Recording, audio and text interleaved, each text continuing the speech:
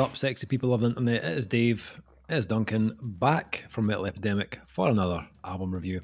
And for this review, Duncan and I have been checking out the new album from Finnish dark rock band Throat. The band's new album, We Must Leave You, will be released on October 27th on Svart Records. That's right. For 14 years, Throat have been the sonic equivalent of forcing a square peg into a round hole. Often abrasive, causing utmost irritation at times, and on rare occasions a feverishly pleasant dose of brooding darkness in one's otherwise dull existence. The peg now fits. We Must Leave You sees Throat dropping pegs of all shape and size through the same hole. The last confines the last confines of musical genres are behind them, resulting in an album which can be regarded as the easiest listening Throat has ever presented, or simultaneously their most difficult and puzzling work to date. Thematically, what we have here is a breakup album. Never ones for thinking small, Throat breaks up with the world. Enough is enough. Bring back lockdown. No need for petty social commentary on how the world is burning. Let it burn. Throat is already walking away, and it remains to be seen where they end up next, if anywhere.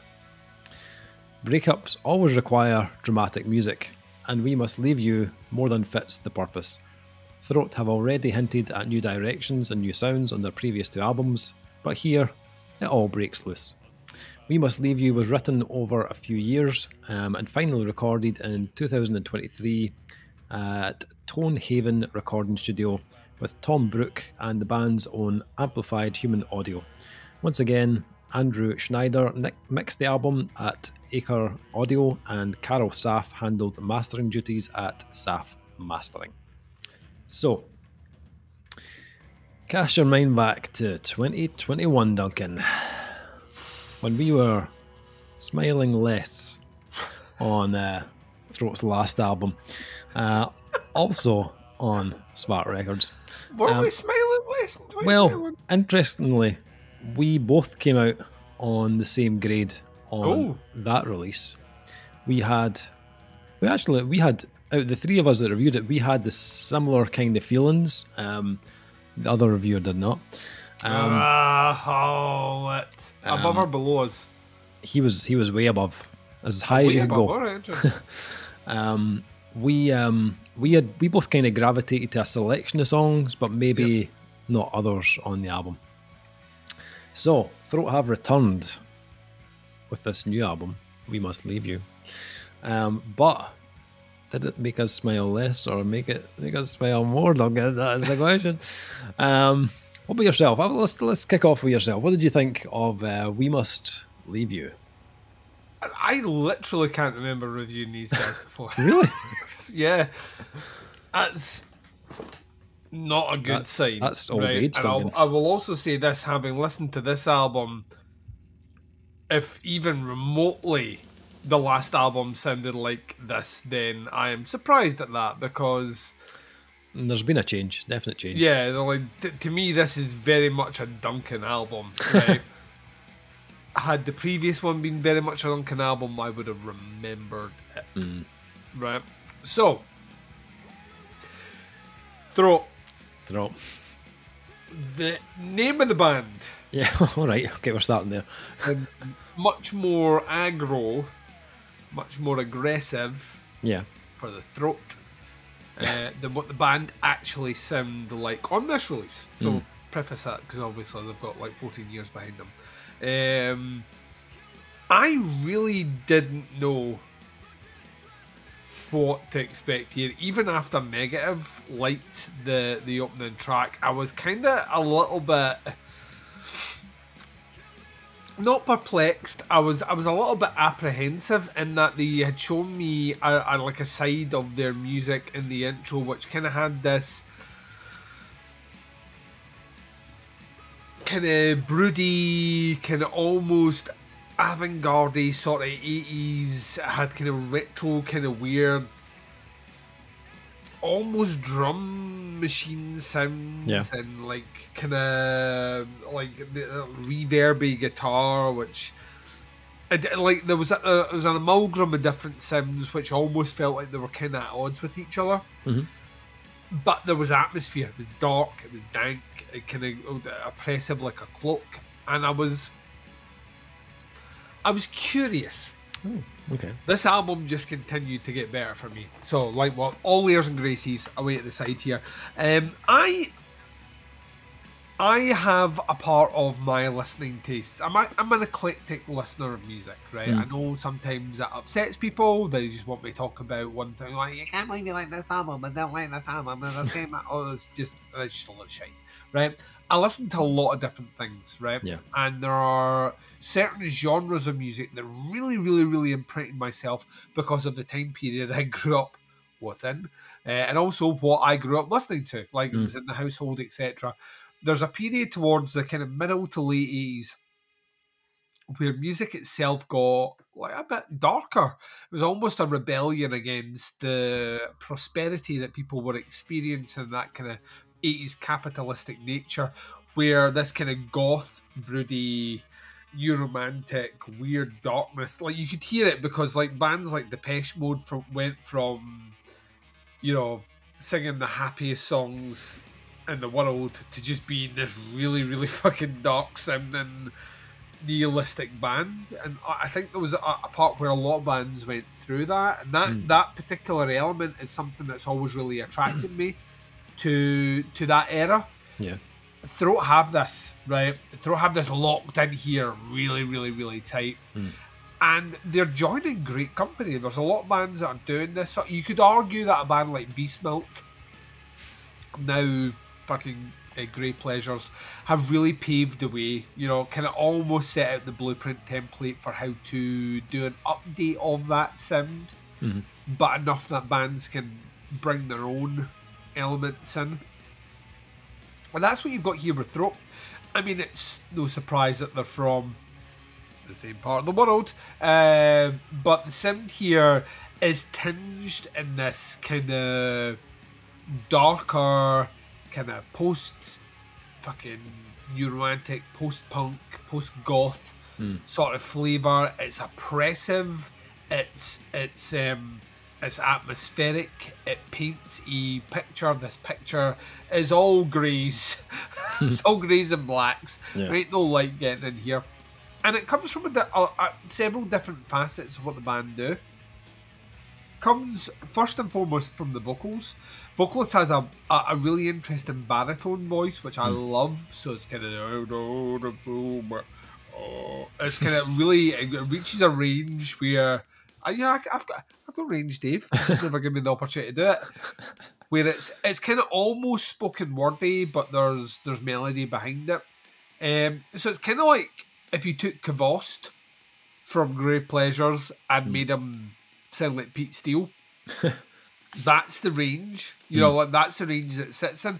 Works really, really well. Vocally, it's a very, very interesting tone, and it sits well. Reminds me a little bit of, there's a band that we talk about loads that not enough people listen to called Deadsy, and Deadsy are all over this. Actually, Zetra's all over this as well, but I'm not allowed to talk about them anymore this year because I've talked about them too much already. But there's that kind of element of this kind of baritone style vocal delivery, which really, really fits it because it's so much lower than what everything else in the band is doing. The second thing is the guitars. The guitars have this kind of reverby. Once again, I don't want to keep mentioning Beastmilk, but that's the thing I naturally gravitate towards.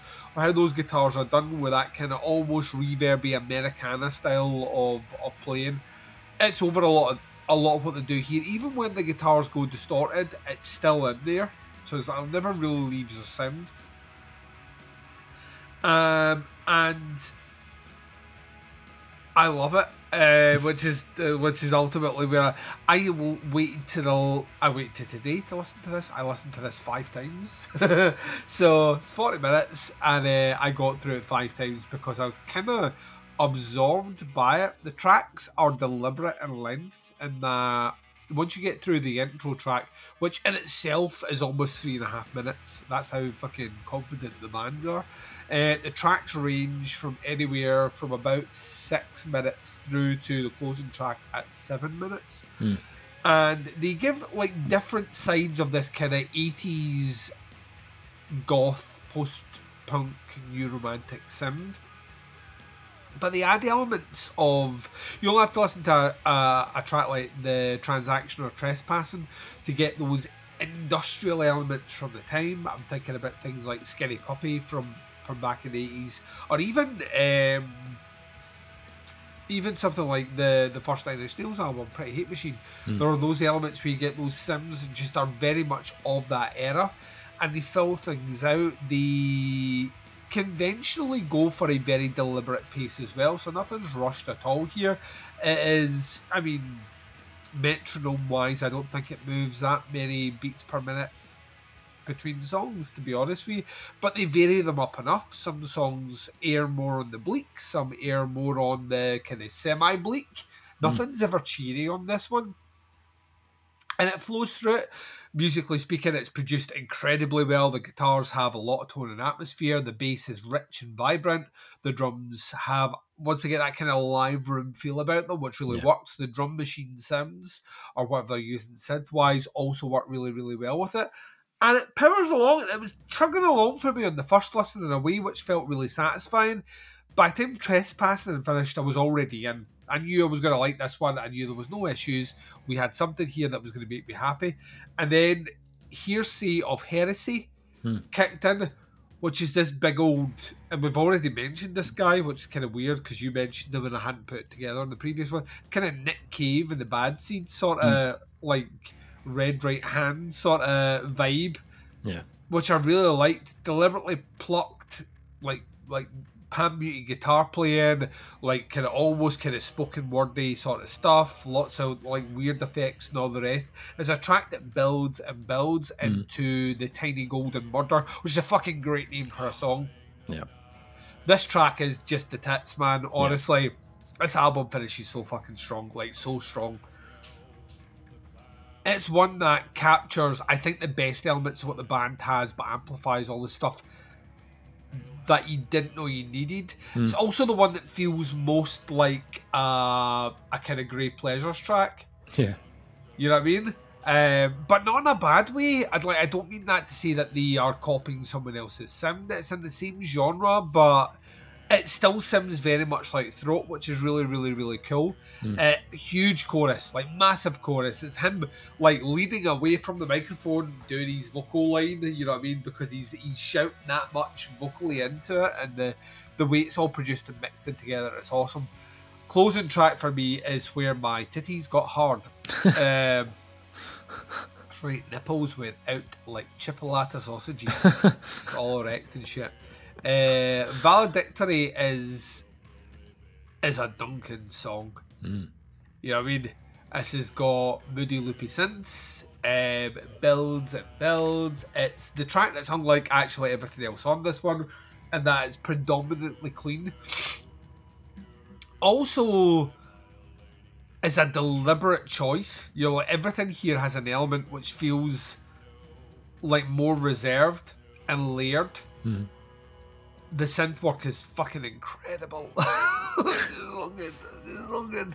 And when I was listening to it, I realised that I had fucking goosebumps. Like, just, it connects with... This shit connects with me. This is my wheelhouse. And the vocals kicked in. It was all croony and all the rest. And it finished impeccable. And I realised at that point, it actually reminded me a lot of, specifically vocally, there is a band called, there's a UK band called The White Lies, which I love, who are often compared to Joy Division, and I get why they are, but their very first album, which I can't remember the name of, but had tracks like Farewell to the Fairgrounds and Death and Hold of Me, and it was an album which had this kind of melancholic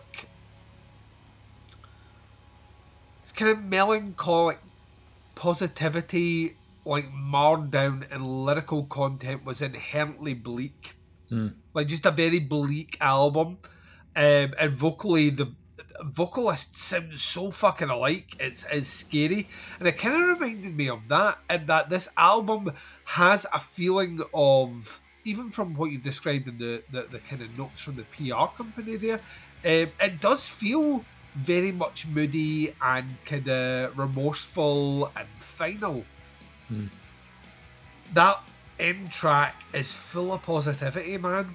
It is huge sounding, and it's open, and it's warm, and it's kind of reminds me of like that, like how the best movies finish with something that feels like on this massive crescendo, and it's fucking great.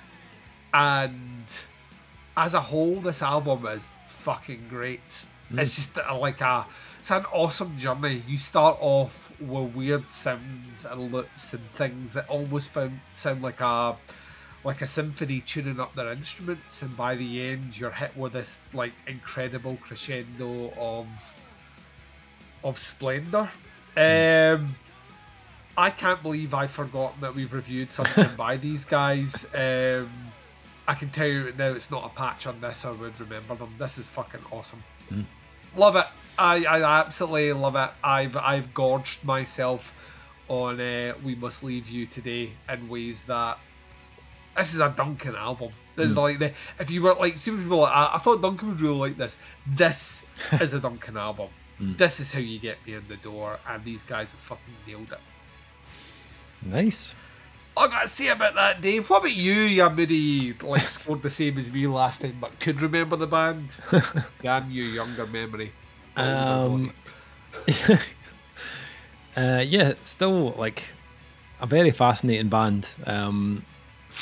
Smile Less had, it was an album that had a lot going on, and it played with multiple styles, but that album was far more on the noise rock side of things than this album is. Right. Which is probably why you maybe don't remember it, because it did sound quite different. But you had like a scattering of other styles thrown in the mix, but on We Must Leave You, that noise rock element has taken a almost complete back seat. There's little hints of it here and there, but it's definitely not a kind of focal style on the album. This is far more, as you said, kind of gothic 80s kind of post-punk. And that's kind of the style that you're getting in the foreground of this album.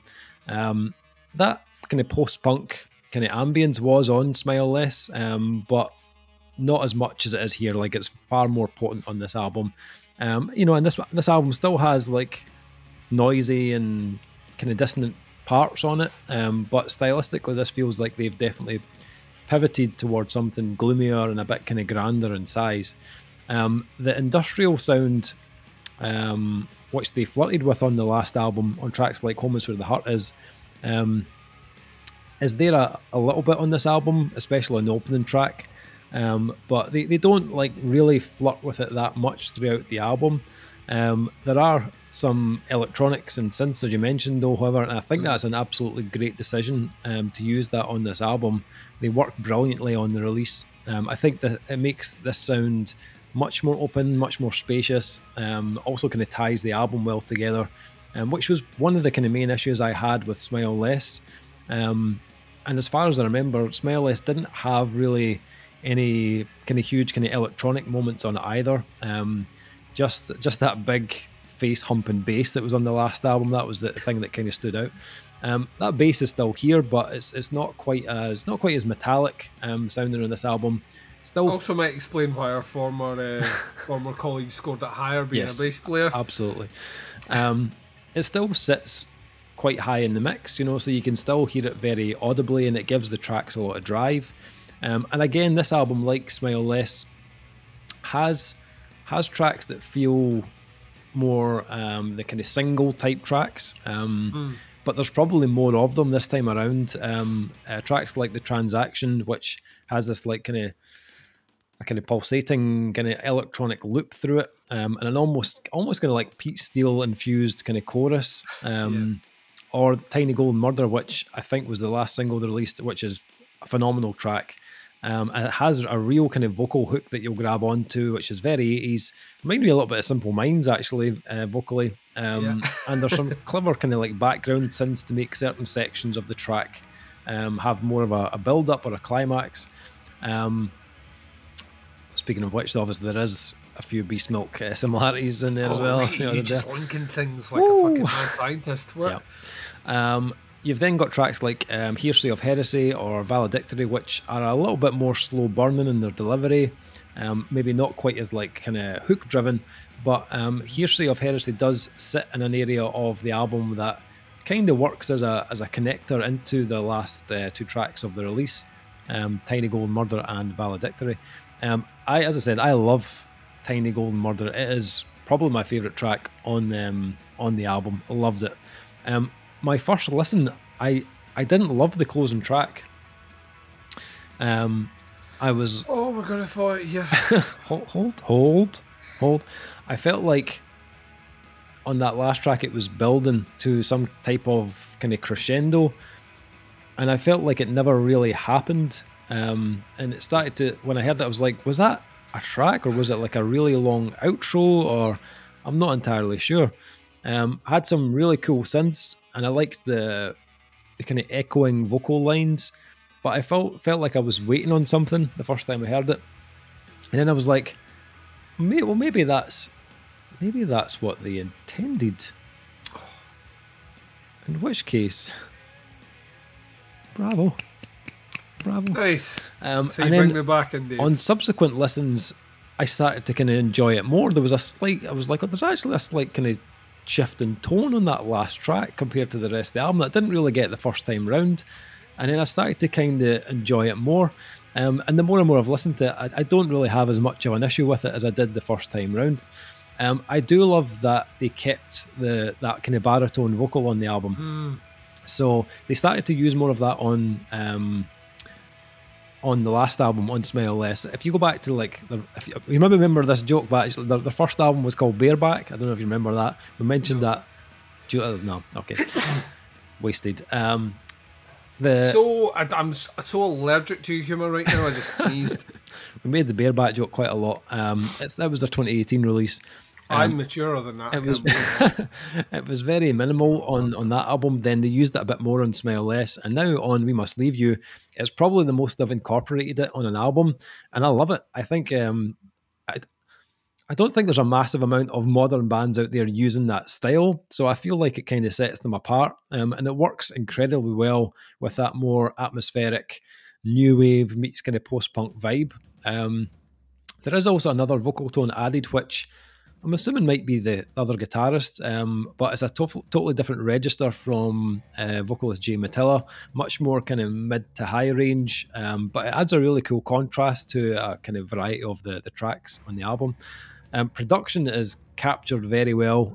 It suits this kind of dark, that 80s post-punk tone that they went with on the album. Loads of reverb. It's not overpowering in the mix. The bass still sits really well placed alongside the guitars, but you know, it has its own lane, so you can hear all the finger work. I really like the sound of the album. I feel like this is an album that is still very moody, but is less of a mood piece than Smile Less. It's not something you'll smile about in a massive way. This ain't no summer album, but there's definitely an increase of a more kind of optimistic melody. There's definitely bigger hooks than before, and the songwriting has come up a notch for sure, making it a much more cohesive album overall than the previous one. I feel like it feels less separated, if that makes sense, like track to track. There's more of a flow, which kind of made it more satisfying a listen for me, that I could like replay it easier than the previous release. Also a perfect length, just under 35 minutes. I thought it was really easy just to stick on again. Yeah, overall I think this is a definite step up for me. This has a sound and a vibe that is more in line with my tastes. I'm not a huge noise rock guy, which I probably mentioned on the previous review, but this shift in direction I think suits them far better. If you're listening, Throat, don't walk away. Don't leave me now. Are these 80s lyrics? No, well, it was just a breakup album. I was like, don't break up, just stay. Yeah, like whatever they're doing right now, just keep doing that, right? Yeah, loved it. Yeah, this is your sound, and you're really good at it. So, scores for the new album from Throat. Duncan, what is your score? It's a 4.5. I fucking love this. I think it's moody, it's gothy, it's broody, it's 80s-tastic. Like I say, it charts a lot of bands that I like that are doing this kind of revival sound. Yeah. In a cool way. I think Throat have put their own spin on it, which actually makes them stand out a little bit more, whilst very much sounding like the other ones. They have their own tone and own deliberate pace on it. And as a complete package, it really, really, really works for me. There's very little I would change on this at all. Yeah. So yeah, I think it's a 4.5 for me. I think it's nice. It's brilliant. I will be purchasing a t-shirt if they have them. Ooh. I'm sure they do. I'll buy one because I kind of feel like I need to give them something back. Once again, like I do in all these reviews, if they want to tour Scotland, Finland isn't that far away. Yep. So no excuse. Nice. A very strong release. It's a great kind of moody tone to this album, but I loved the melodies. I thought this album flowed much better than the previous one, and had more tracks that kind of stood out for me overall. I scored Smileless a 3.5, but this feels like it feels more than just like a half point of improvements. So I'm going to go 4.5 on this one as well. It's not quite a 5 out of 5, but it's getting very, very close, to be honest. So yeah, I'm really looking forward to hearing what they do next. So Throat and their new album We Must Leave You is out on October 27th on Svart Records. Links below to the band, to the pre-order. Check it out. Let us know what you think. Happy to hear your thoughts and opinions on it. That is the review. Thank you for checking it out. We'll be back with another review very soon, but until then, take care. Speak to you soon. Bye, everyone. Double finger guns there for some reason. No idea.